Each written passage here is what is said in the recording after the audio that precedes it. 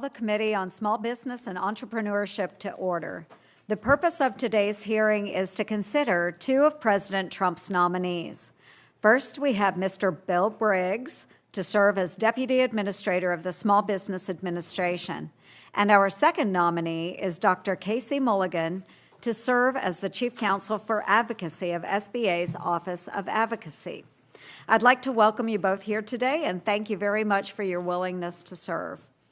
Just to give folks a quick run of show, I'm going to make brief opening statements, then I'll turn to Ranking Member Markey to do the same. Then I will introduce the nominees and will administer the oath. After the oath, Mr. Briggs and then Dr. Mulligan will be recognized for their statements. These statements will be followed by questions from our members, alternating between each side. I now recognize myself for 5 minutes for the purposes of an opening statement. Again, welcome to the committee, and thank you, Mr. Briggs and Dr. Mulligan, for your willingness to serve in these roles. Today, we are considering nominees for two very important positions. I greatly appreciate the time you've spent meeting with me and my colleagues prior to this hearing. I want to take a minute to recognize some of the family and friends here supporting you both today. First, and just raise your hand when I read your name, please. First, I want to recognize some of Mr. Briggs' family, his parents, Dodie and Bill, thank you for being here, as well as his siblings, Susan, Robert, Ted, and his nephew, Braden. Thank you all for being here. And then for Dr. Mulligan, I would like to welcome your wife, Julia. Thank you, Julia. And 3 of your 5 children, John, Elizabeth, which is also my daughter's name, thank you, and Maeve. Hi, Maeve, thank you. We appreciate you all making the trip here. I appreciate that you both have fully embraced the committee's standard, yet extensive, vetting of your experiences and backgrounds in advance of today's hearing and our upcoming vote on our nominations. As I've shared with both of you, I believe substantial reforms must be made to get the SBA back in shape, and that is going to require strong leadership. I am thrilled with Administrator Loeffler's actions so far, but she will need a strong partner, and that is why the Deputy Administrator role is so critical.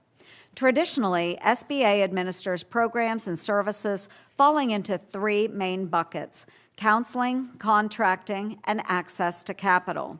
Mr. Briggs, previously you worked at SBA during the critical implementation of the Paycheck Protection Program. These funds were vital to ensuring Main Street business across America kept their doors open during the pandemic. Unfortunately, there has been fraud in SBA's programs, especially in the COVID Economic Injury Disaster Loan or EIDL program, and I want to know how you will continue to work with me to root out these fraudsters. Small businesses needed help, and American taxpayers provided it, but it is completely unacceptable that bad actors took advantage of this emergency assistance.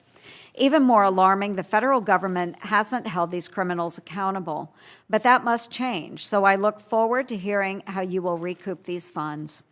As you know well, COVID recovery is not the only challenge small businesses faced over the last 5 years. In my home state of Iowa, small businesses are the lifeblood of our rural communities, and for too long they've been crushed with red tape and burdensome and often unnecessary reporting requirements, with no one caring about how that affects day-to-day operations. This brings me to the role of the Chief Counsel for Advocacy. Dr. Mulligan, I am impressed with your background and extensive work to ensure economic analysis properly reflects the cost to small businesses. The cost of regulations for small businesses is out of control. The last administration promulgated more than 1,100 final rules costing $1.8 trillion.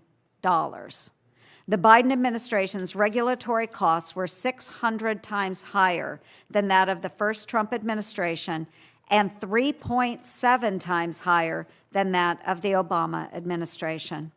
I have been encouraged by President Trump's executive orders to freeze and roll back regulations. This, to me, shows a clear understanding of the need to evaluate the effects, both direct and indirect, that government regulation is having on America's economic growth. That said, advocacy's role remains true regardless of party, to ensure that a strong chief counsel stands up for the little guy and warns regulators when small firms will be harmed. I have introduced the Prove It Act again this Congress, which requires agencies to consider both the direct and indirect costs placed on small businesses when promulgating regulations. It also creates a process where small entities and represented organizations can ask advocacy to formally review an agency's certification of a rule and prove it is fully compliant with the law. I want to ensure that agencies respect and adhere to the existing laws and give advocacy further tools to dissuade federal bureaucrats from making poor decisions that harm small businesses. This is why advocacy needs a confirmed chief counsel, and I am pleased that the President acted swiftly with this nomination.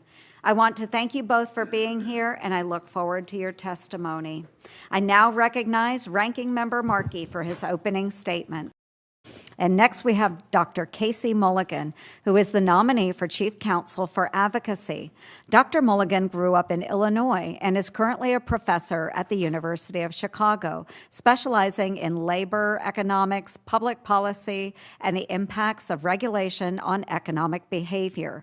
During the prior Trump administration, he served as chief economist for the White House Council of Economic Advisors, where he played a key role in important policy discussions. Dr. Mulligan also owns 2 small businesses focusing on consulting and economic research. Dr. Mulligan received his Bachelor of Arts from Harvard University and earned his PhD in economics from the University of Chicago. Again, we thank both nominees' families and friends for being here today. Now, Mr. Briggs and Dr. Mulligan, if you would both rise, please. It is the tradition of our committee to swear in our nominees. So please raise your right hand and answer the following questions. Do you solemnly swear to tell the truth, the whole truth, and nothing but the truth, so help you God? Should you be confirmed as Deputy Administrator of the SBA and Chief Counsel for Advocacy at SBA, are you willing to appear and testify before any duly constituted committee of Congress when requested to do so? Yes. Are you willing to provide such information as is requested by any such committee? Yes. Thank you both very much. You may take your seats. So very briefly, I'd like to take a moment. Thank you, Mr. Briggs. And Dr. Mulligan, you are now recognized for 5 minutes for your testimony. Chair Ernst, Ranking Member Markey, distinguished members of the committee, thank you for the opportunity to appear before you today. My wife, Julia, and 3 of our children have joined us to witness part of the system of checks and balances. I appreciate their support and sacrifices as Dad served and hopes to serve again. I'm grateful and honored by President Trump's nomination for the Chief Counsel position of the Office of Advocacy at the SBA, and to join the President's team committed to replacing government overreach with common sense leadership. I have always lived in Illinois, with the exception of 5 years living in the ranking member state and 1 year here in Washington. After I was about 3 years old, my parents' sole source of income was the small software business that my father founded and managed with a partner. My uncle also worked most of his career at that business. My mother and I worked there at times. In my current capacity as the owner of small businesses, I am too familiar with uncompromising regulators. Agencies can shutter businesses, or short of that, cause them to throw up their hands in exasperation and sell out to a big corporation. I file at least 10 payroll tax forms every year. It seems like as soon as one is mailed out, the IRS is asking for another, with a check attached, of course. I got one of my biggest accounting bills ever a few months ago to comply with Treasury's beneficial ownership interest requirements. Considering the relief that President Trump just delivered on that, maybe it wasn't necessary, but at the time, the Treasury was threatening all of us small businesses with monetary and criminal penalties. Much of my career has challenged regulatory overreach and uncovered unnecessarily onerous rules. One of my early projects was commissioned by family farmers in central Illinois. They needed to look at the economic effects of eminent domain because the state was using that authority for private purpose. I testified about that at the Illinois Commerce Commission.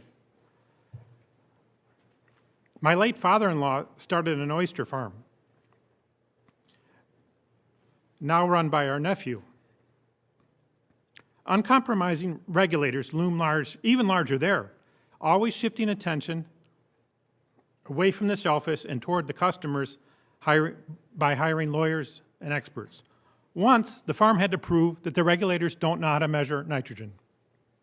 Another time, it was to refute the government's false claim that the land under the water is not our land. I strongly support Congress's approach of creating an independent Office of Advocacy and other elements of Regulatory Flexibility Act to ensure that concerns of and costs imposed on small businesses receive meaningful weight in regulatory decisions. While the RFA exists on paper, too often small businesses are getting ambushed. Too many rules are imposed without engaging or even notifying them. The RFA has rules for regulators to follow, but often their attitude is rules for thee, but not for me. President Trump does not tolerate two-tier systems. The law requires keeping businesses in the loop. It requires reviewing the old rules for their effect on small businesses. Agency compliance with the RFA does not necessarily need many resources, particularly when there is an advocacy office. They are ready to help, supported by Congress and the White House. By ensuring that the chief counsel position is filled, for the first time in many years, the members of this committee can fully restore small business advocacy and RFA watchdog functions that it created in its statutes and small businesses deserve. Small businesses also need regulatory solutions that last beyond a single presidential cycle. They appreciate that the 115th Congress and President Trump used the Congressional Review Act a record number of times, and this Congress has gotten off to an even faster start. If confirmed, I look forward to working with this committee and anyone else in Congress developing legislation to help agencies achieve their missions at less cost to small businesses. I also pledge to keep you apprised of the concerns expressed during the regional outreach process. I thank the committee for its consideration. I welcome your questions and would be honored to earn your support to serve as the next Chief Counsel of the Office of Advocacy at the SBA. Wonderful. Thank you, Dr. Mulligan and Mr. Briggs, for your testimony.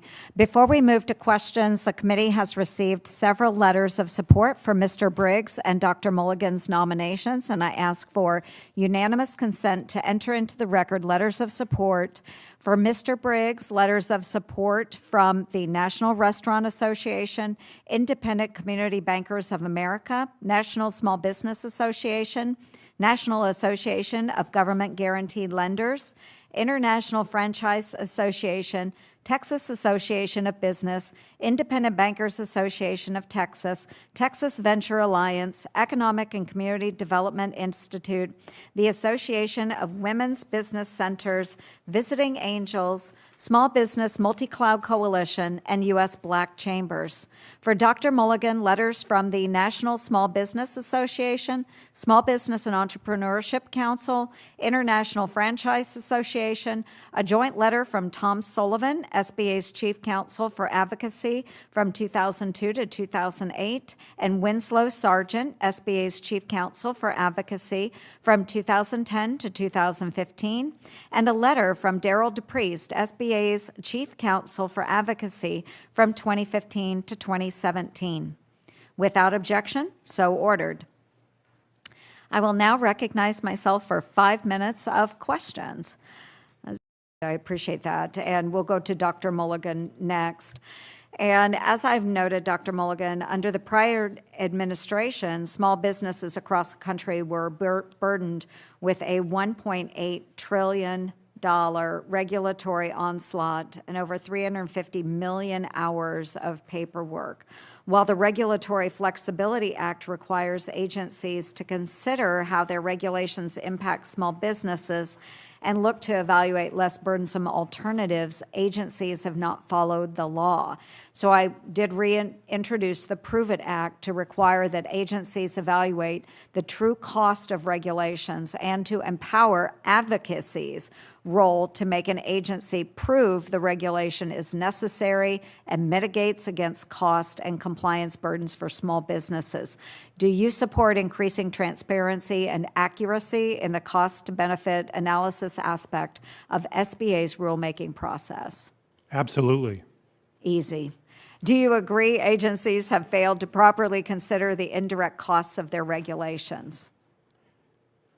Almost all of them that I've looked at have been pretty weak on considering those costs. Okay. If confirmed as the Chief Counsel for Advocacy, will you commit to properly evaluating agency rulemaking for both its direct and indirect impact on small businesses? I commit to do that. Thank you. And are you supportive of the Prove It Act? Yes, I support the Prove It Act. And right on time. My time has expired. Ranking Member Markey. Thank you, Madam Chair. Dr. Mulligan, the Office of Advocacy sits within the SBA, but the Chief Counsel is statutorily independent from the SBA Administrator. And your work is, by statute, not permitted to be submitted to the Office of Management and Budget or to any other federal agency or any executive office. That includes, again, OMB. You can't share information with OMB. You expressed to my staff that you take that independence seriously. However, we know that Elon Musk's minions have already had conversations with leadership at the Office of Advocacy. Can you commit to the committee that you will refuse to take instruction from DOJ or from the administration so that you are in compliance with the statutory mandate? Thank you for your question, Senator. I support President Trump's goal of making government more efficient. He won a mandate in the election to do exactly that. Now, But he did not win a mandate to violate statutes. He said he was going to follow the law. So the law says that you cannot share information. Are you going to abide by that law? If you look at advocacy's charter statute and how it's changed over time, it's clear that, number one, advocacy has a special hiring authority, as you said. And number two, as you said, the authority lies with the Chief Counsel. So, again, I'm going to read you the statute again. Your work is by statute not permitted to be submitted, quote, to the Office of Management and Budget or to any other federal agency or any executive office. Do you agree to abide by that law? Will you abide by that law? Yeah, and all the statutes related to the office I will abide by. So you will not share that information with any other agency? Is that what you're saying? That's correct. The reports are, according to statute, and would be my practice to do, is submitted to the Congress and to the President. Okay. What do you believe is your role in ensuring that congressional mandates are followed regardless of executive directives? Do congressional mandates take primacy if they're there as the abiding law? Thank you for your question. I'm not sure I understand the question. Are you referring to executive orders? The question is, do you believe that statutes that have been put on the books by House and Senate votes and signed by presidents take precedence over executive directives? I'm confused by the question because I served in the first Trump administration, and I've followed the second one, and there are lots of executive orders. Every single one I've looked at, the primary instruction in those executive orders is for the people reading it to follow the laws of the United States. Right. So you're saying that if there is a statute, that you will abide by that statute and not allow for an executive order? Yes, I would do that, and I would expect, as President Trump has done almost 300 times in the past, to tell me to follow the laws of the United States. All right, well, so you do believe statutes then are at a higher order than executive orders in terms of what you must obey? I'm confused because the executive orders themselves say to follow the laws of the United States. So I don't see the conflict. All right, well, sometimes presidents, when they're making executive orders, believe that they're the law, even though there's a statute which is very clear as to what the law is. So that's the point that I'm making to you, and I will be holding you to that standard. Will you use loyalty tests, Mr. Mulligan, or any other criteria unrelated to an employee's work product when making hiring or firing decisions? Thank you for your question. The advocacy office was created, and if I were confirmed, would be my goal as well, to be an independent voice for small business in Washington. So the hiring decisions, procurement decisions, all the decisions will be around how can we better be an independent voice for small business with the agencies here in Washington. Okay, and have you met with the team at Advocacy yet? I have not been in the building. They have I think we call it a Sherpa, who's helped me find my way to your office and the different senators' offices for the meetings, but I have not met the staff yet. Okay, we've heard stories of specific industries meeting at Mar-a-Lago and getting special treatment from the administration. Do you agree that that creates market distortions when special treatment is handed out and it's not an even-handed application of the law?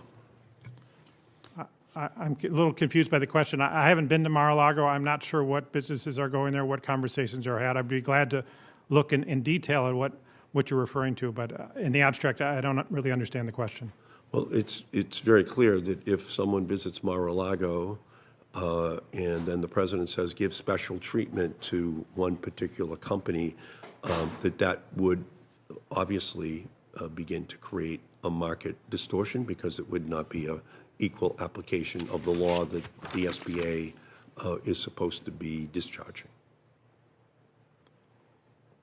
I'm also confused by that. I apologize. I'm confused by that question too, because you gave legal terms in there and then economic terms like market distortion. I'm not quite sure the connection. I'm not a lawyer.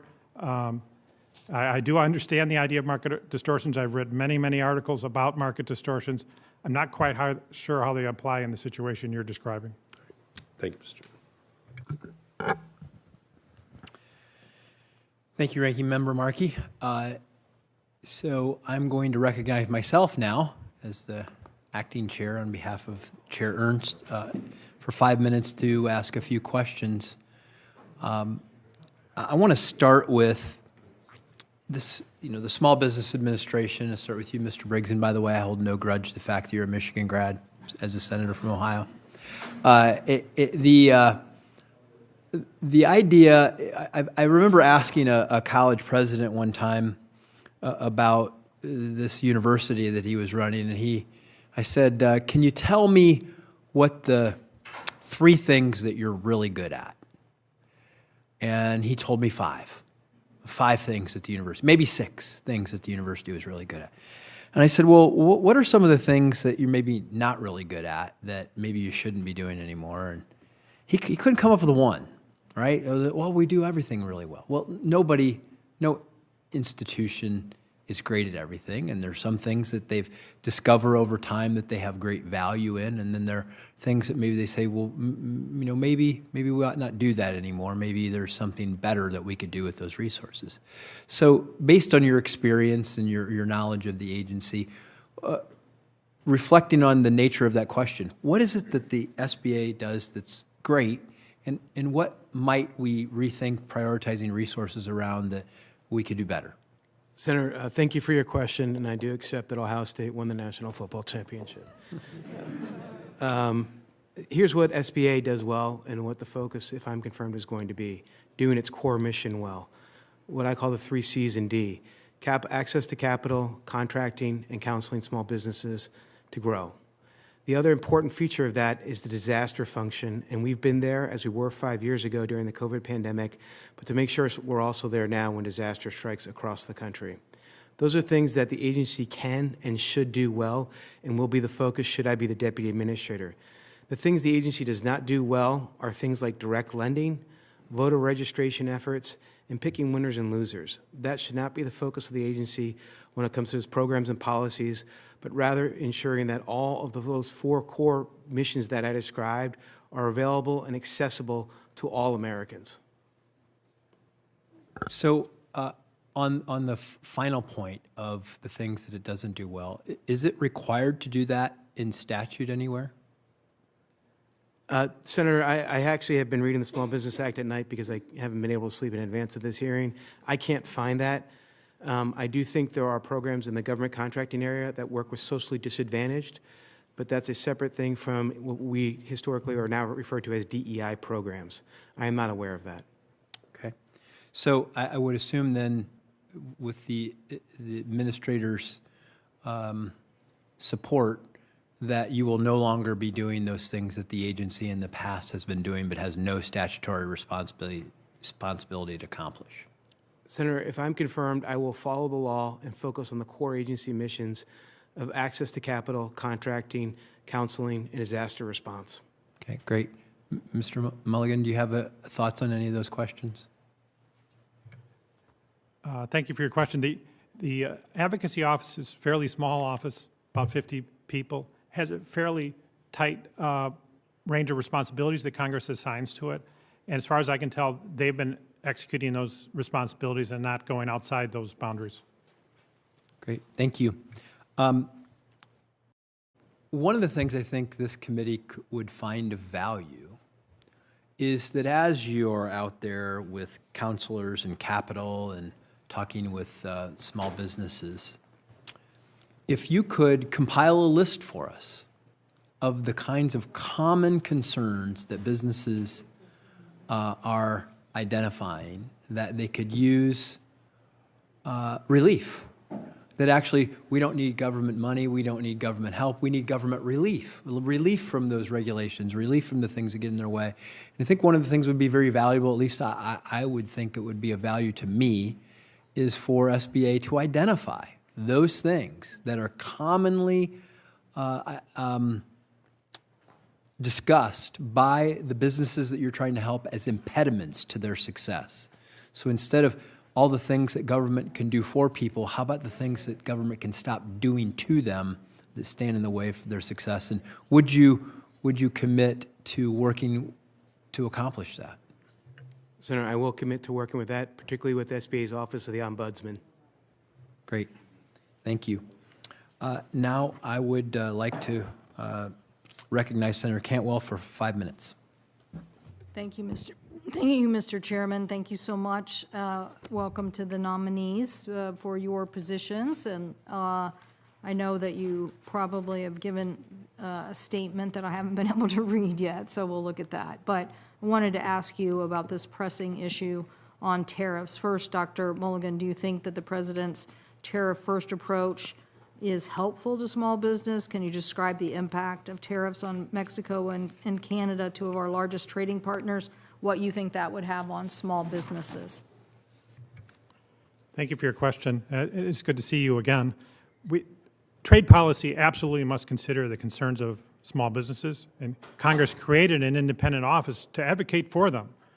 President Trump, more than any president in U.S. history, has prioritized getting that chief counsel position filled. If it goes unfilled too long, we could be in a position where it is mainly the big companies that are heard around trade policy rather than the small ones. Okay, did you have, so you think in general, because there's less flexibility or maneuvering, you're saying it could be a bigger concern? And also that their voice in Washington is weak without having an office like advocacy at full capacity and full efficiency. Mm-hmm. And what do you think that we should be doing to communicate about the impact of tariffs on those small businesses? One thing, very important, maybe the primary thing that the Office of Advocacy does is go out to the small businesses where they are. They don't require them to know what phone number to call or where to visit in Washington, what door and what elevator to use. Go out to them, sometimes in virtual mode as well, especially for the rural. And listen, just listen, write down, and come back to the makers of the policy, which trade policy or other agencies, and tell them, hey, here's the concerns that we heard from our businesses. And the RFA requires you to consider those concerns when you make your policy decision. Thank you. And Mr. Justice is getting situated. So, Senator, if you're ready to proceed with some questions, we've had some great dialogue today. You're recognized. Madam Chairman, thank you so much, and thank both of these wonderful young men that I've had the opportunity to talk to and be with, and I really appreciate both that. I can tell you just this. From Jim Justice's standpoint, Jim Justice is a business guy. He's not a politician. You know, I'm a small business guy, and I have had dialogue with both these individuals, and we are blessed. We are just flat blessed to have them both. You know, Mr. Briggs was here before, and you bring so much to the table. And Mr. Mulligan, I am just so impressed with you. It's off the chart. So with all that being said, I've got a couple of questions. They're kind of bland in themselves, but I would just tell you first and foremost that you can't fathom in West Virginia how important our small businesses are. But we really can't fathom all across this nation absolutely that the guts, the absolute everything we have in this nation starts with our small businesses. And so with all that being said, again, we have two guys here, two gentlemen that are going to lead us, and they're going to knock it flat out of the park. And I promise you that. And so if I could ask this question real quick, you know, Mr. Briggs, you've been there before. And my question reads, can you tell us today how your prior experience at SBA is going to serve you the very best and serve all of us at the highest level? Thank you, Senator, for that question. During the first term, I had the privilege to travel your state 3 times on Office of Capital Access Business. I'm a big fan of West Virginia. And you loved it, didn't you? I loved it, yeah. Now we're talking. We were doing that during the rural initiatives, one of the things that we did. Sir, I served at the SBA at probably the most crucial time in the agency's history outside of its founding, and it was stretched to its limit. And so from that kind of experience, or battlefield experience, as it were, you just learn things you would otherwise never learn. You understand it, you're quickly, intuitively understanding how the agency works and what needs to be done. In addition to that kind of insider knowledge of how it works, I also bring these tremendous external relationships formed during that era and a willingness to work with the committee on both sides, particularly as it comes to disaster response and related issues to better serve American small businesses. I believe that. I believe every part. And absolutely, not only do I believe, but all of us will hold you to that too, you know, and I think we'll hold you to that very proudly. And if I could go to Mr. Mulligan just real quick and just say just this, you know, West Virginia, I just spoke just a second ago. You know, I had the great opportunity to be the governor of West Virginia for 8 years. Now just think about this. I've said this over and over and over. What is my number one responsibility when I was the governor? My number one responsibility, you know, you may think, well, take care of the people. You know, absolutely be there when things get really tough on them and everything. And all those things are true. Absolutely make sure we're safe. All those things are true. But the number one thing that I felt was get the economics right. Make sure the economics were right.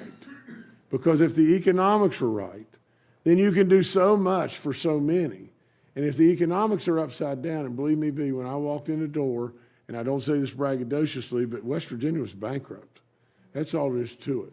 And all of a sudden, we got it really, really, really cooking. And at the end of the day, we'd have never got it really cooking if it hadn't have been for great people like you and absolutely all the support of SBA all across the planet in West Virginia. So, Mr. Mulligan, understanding all that and understanding absolutely how vital our economy is, tell me just a couple of things about how you would support our rural economy in absolutely in every way. Thank you for your question. It's glad to be in your office and share with you the priorities that I have for the Office of Advocacy if I'm confirmed. And the rural small businesses are something that the office is well situated to serve and listen to. Really, it's listening exercise and coming back and communicating. So the office has been, historically, it's been to West Virginia to visit the small businesses where they are. There was a lime business there they recently visited. With the farmers, we have the opportunity to go out and meet them, also virtual meetings. And the whole point is to listen and then come back to Washington, where in Washington they have authority but not knowledge, and relay, hey, the small business in West Virginia, they have these concerns, and you really need to take them into account before you make your policies. Well, let me just add one comment. You're splitting the bullseye on one thing. You know, I'm a real believer. If you want to know what's going on with your business, you got to get out there and get dirty and get right with the people. You know, that's all there is to it. And literally, I hear you in every way, and that is a terrific answer to me. Madam Chairman, thank you so much. You bet. Thank you, Senator Justice. We'll go now to 5 minutes to Senator Hickenlooper. Thank you. Thank you, Madam Chair. Thank you both for being here, Mr. Briggs, Mr. Mulligan. Appreciate your willingness to enter service. I'll start with you, Mr. Briggs, that Congress created the SBA in the law so that it could promote access to capital for small businesses. When I was governor, in a different lifetime, we did what we call the bottom-up economic development plan, but one of the 5 main things that literally every part of the state said is we need better access to capital. And I think that's why Congress appropriates money to SBA programs, is to get access to capital. In the last few months, we've seen the President administration try to defy Congress and restrain those funds again and again. It's frozen money that Congress appropriated, and really tried to shut down whole agencies that we had created through law. And I just am worried that that funding for small businesses is going to disappear if we're not on top of it. So I want to make sure that you're willing to do everything you can to running the SBA in line with the law, including appropriations, as Congress intended. Senator Hickenlooper, thank you for the question. If confirmed by the Senate, I will uphold the law in a fair and impartial manner. Okay, well, I'll take that as a yes then. Mr. Mulligan, small business owners often face a range of challenges and barriers and stuff that until you've done it. I mean, it took me almost 2 years to raise the money to open my first restaurant. But those barriers change over time, they evolve, and I think it's important that we stay on top of this evolving small business landscape, and make sure that we're understanding that trends like AI, changes in the lending market, that we're recognizing how they affect entrepreneurs, how they change the access to capital.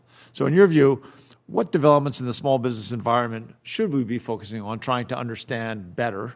How would you use the Office of Advocacy to make sure that Congress and the SBA stay informed? Thank you for your question. I agree with you 100%. The small business economy changes pretty fast, and it's been changing fast in recent times. And that means the data we had before is obsolete. And you really want to get access to new data that reflects the current situation. You mentioned AI, I think, is a factor. Different types of employment relationships are evolving over time.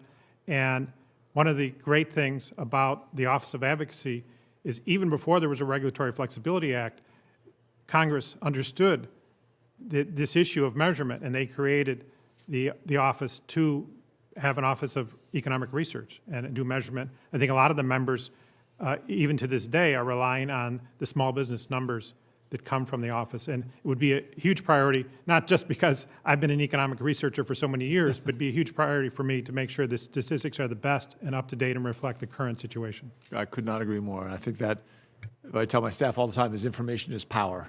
And the more we share that power with where people can put it to use, like small business entrepreneurs, the better off we are. Mr. Briggs, small businesses in Indian country face unique challenges, and that's no surprise. The landscape is, in many cases, more challenging in a variety of ways. Last Congress, we worked with senators on both sides of the aisle to create a bill that would codify the SBA's Office of Native American Affairs. That bill came out of this committee with 18-1 vote. If you're confirmed, are you willing to commit to doing everything you can, or to aggressively try to see if we make sure that the Office of Native American Affairs has the resources it needs to try and support Indian entrepreneurs who oftentimes have far more difficult access to capital than anyone else? Senator, thank you for the question. I'm aware of the challenges facing the Native American community. My sister lives in New Mexico and has worked on a reservation in Taos, New Mexico, and has told me of the challenges facing that particular community. I commit to certainly looking at this legislation and working with your office and the full committee on this issue as part of, if I'm confirmed by the Senate. Right. Well, I appreciate that. I think in so many ways, the SBA is that bastion, that place where entrepreneurs can turn. Usually, with all due respect to the SBA, you have to have a little bit of capital, a little bit of momentum before the SBA will even answer your call. But once you get to that point, the SBA can provide solutions and resources to people that, when they get that access, and I remember when we first got our 7A loan, and it transformed our business in ways that, I mean, take hours to explain. So anyway, I tremendously respect both of you for your effort to come and help small businesses. They are, without question, the core of our economy. Thank you. I yield back to the chair. Thank you very much, Senator Hickenlooper. And that will conclude our questions. If there are no further questions, I want to thank Mr. Briggs and Dr. Mulligan for being here with us today and for your willingness to serve. We do appreciate it. We are going to leave the record open for 2 days until 5 p.m. on Friday, March 14th, for the members to submit questions for the record, and we will keep the record open for 2 weeks to edit statements and submit letters and any other relevant materials. Without objection, so ordered. Mr. Briggs and Dr. Mulligan, we would appreciate your prompt response to any questions submitted for the record. We do require your responses prior to advancing your nominations out of the committee. And with that, the Committee on Small Business and Entrepreneurship stands adjourned.